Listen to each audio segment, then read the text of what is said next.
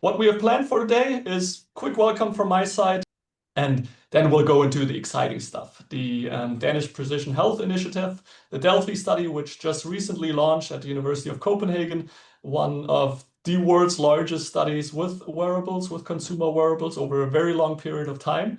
So very excited to hear from Jordi on that a little bit. And then we'll dive a little bit deeper, not only on the scientific side, but also on the technology side and what really powers that behind, or what really is behind such a study in terms of the study management and in terms of all the data integrations. And this is where we have Thomas, who will be talking about Unikk, one of our platform partners. Thanks for the invitation to present on the DELPHI study. I prepared a few slides. I like to share them with you. I'll talk a little bit more what is this study about, the rationality, the design, and the challenges that we face when designing a study like that. And we call it Danish Precision Health Initiative, and it stands for DELPHI. What I want to argue is that these studies include a breadth of data, but they miss critical aspects that are very relevant on how people transition from a healthy to a disease stage. For example, the UK Biobank has limited, and the All of Us program have limited granular socio-behavioral data. Where you live, what is your income, your education, your behavior, the smoking, diet, those things are not pretty well captured in these other repositories. These two repositories also miss aspects of the day-to-day routines. For example, how hungry you are at a certain point, your mood, whether you have good social connections and social relationships. These studies are also very static. They are cross-sectional. They only capture a one-time assessment measurements. We believe that dynamic perturbations are very relevant. For example, consuming certain amount of foods, consuming certain meal tests, and then doing some sort of exploration among these tests. Performing physical activity can help us to identify biological markers that are not traditionally captured in these other studies. One of the things that we feel that it's needed to advance precision medicine is precision measurements. Sometimes these studies, they prefer to have a higher number of individuals and they care less about the determinations and the measurements. We think that there is a lot of value on accurate and precise measurements, because then all the things that we infer from this data will have a much more impactful meaning. And then most of the studies also miss the lifelong view from the healthy to a disease stage, from birth to death. And this is possible only in places in which you have a strong healthcare national registers that allow you to understand all the clinical events that a person has during the life course. So with this, we decided to launch the Danish Precision Health Initiative, or DELPHI. So in the DELPHI study, participants come to the hospital after an overnight fast.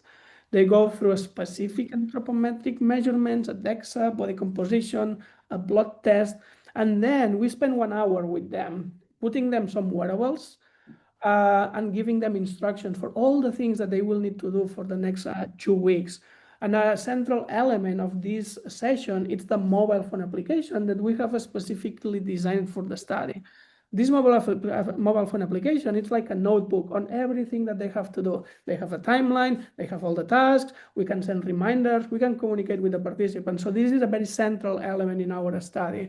And this initial contact with the participants takes 3 hours. After this, they are left home for 10 days, and they have to do a lot of active tasks. Some of the data that we capture, it's passive. The participant doesn't need to do anything, just to wear the devices that we put on them, but others require some sort of interaction for the participant. Among the passive monitor things that we're doing in our study, it's to put them a 24 hours blood pressure monitor, a continuous glucose monitor, a silicone band that captures pollution, a Garmin badge, and a physical activity tracker. Then they are instructed to complete specific tasks. One is a cognition game that they have to play, and then we can assess different cognition domains.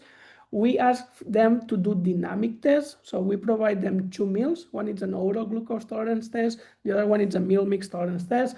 And we ask participants to take blood themselves while they are consuming these meals.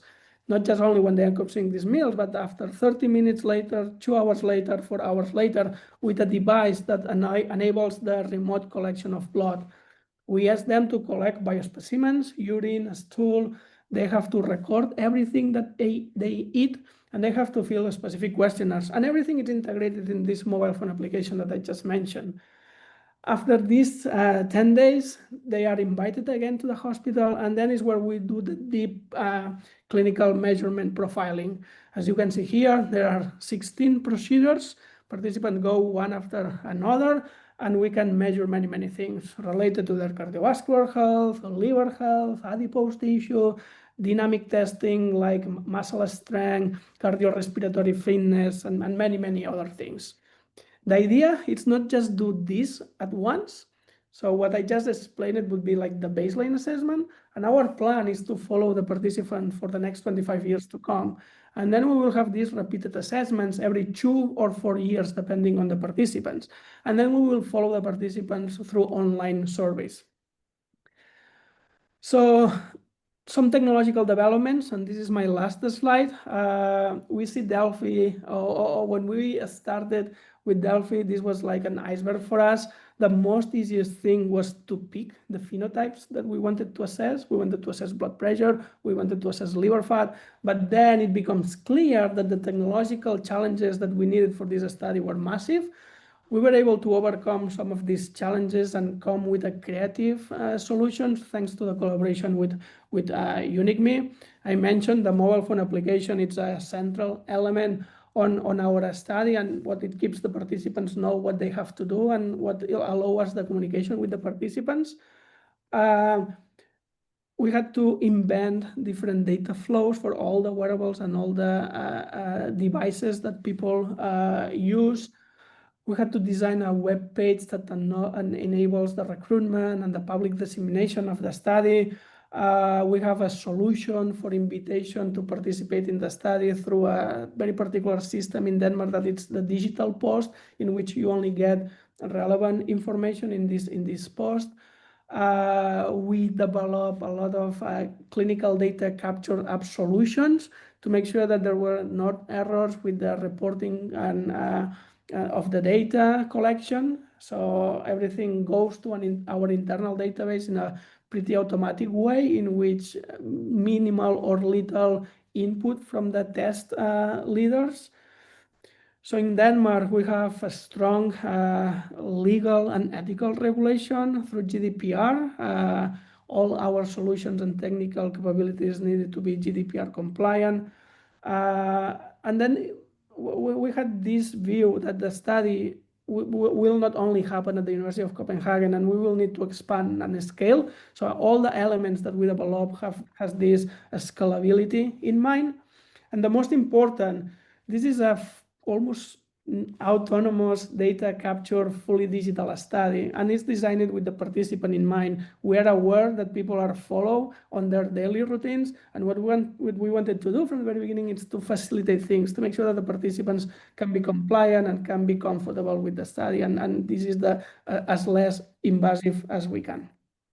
And with this, I'll pass it to Thomas, who can explain more about the technological challenges. So having that in mind, we built and are still expanding the DataMentor platform, the platform that Jordi and his team is using, and which has a number of component parts. Still, when I double click on the platform, it's all about the high quality data sets. It's about the protocol being lean in its implementation, both for the participant, but definitely also for the staff. So eventually, it's also about novel health intervention. The DELPHI study is a non-intervention study, but still a lot of our customers are also coming to us to get a platform that extends into that. So let me elaborate on what this entails. As a foundation, we bring technology and operational excellence combined with health competence from nutritional and human physiology professionals. So we're technology, but we also know a bit about health. This we combined with our best practice of IT and legal compliance, while emphasizing the ethical matters too. This matters to both the researchers, but definitely also the participants. Then we create an ever-growing suite of data sources. We heard Jordi mention some of them. It's from smartphones over more advanced devices, or here under Garmin watch and scales. We talked also about the meal logging with AI, the cognitive indexes, and so forth. And in order to cater an easy access, we create a configurable user interfaces. The app is one of them, but there's also web interfaces. For example, food frequency questionnaires is not suited for mobile, but it's more on a web that dashboard suited. The participant management is actually quite crucial also for this style. So finally, I will continue to working with our customers to enable interventions that evidently are their intellectual property while being hosted at DataMentor. The same goes with data. Data that the participant has donated for you to create knowledge from. So DataMentor acts as a bridge between you and the participants. In a simplified term, we have made complex technology accessible as a service by developing a set of building blocks. This is the DataMentor platform in a nutshell, and it constitutes a loop of trust between you and your patients or participants. And obviously, it is brought to you with a set of contemporary UIs. Let's have a sneak peek on that. So configurable user interfaces really is the core here that you can actually go in and you can quickly and lean deploy. So it's both intuitive because we use best standard, but also we are fitted to the context, whether that's through our AMARs or Abacus measures and adaptions, or it's through the common standards of UIs, even used in social media. Furthermore, data both in its capture and its use needs to be both managed and secure. So how is things going on with the participants? What are the trends? How can you log in with your trusted ID? How can you get trusted feedback in the loop of intervention studies? Finally, to reach results based on data, some customers have asked us to a safe harbor for data use. Others does it themselves. But really, this is again listening to our customers and the participants in order to give a comprehensive and suitable set of building blocks that can be deployed quicker and also more cost efficient than most others.